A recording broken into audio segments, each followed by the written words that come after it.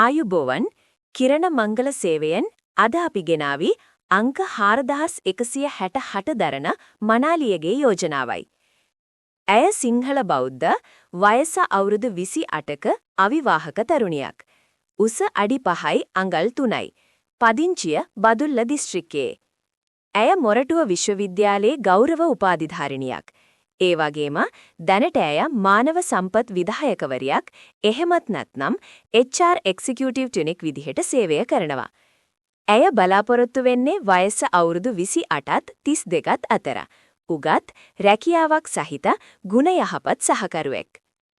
මේ යෝජනාව ගැන වැඩිදුර විස්තර දැනගන්න සහ දුරකථන අංකය ලබා ගන්න කිරණ මංගල සේවය අමතන්න. WhatsApp අංකය 076 120යි 377. දුරකථන අංකය 071 451 346. ස්තුතියි.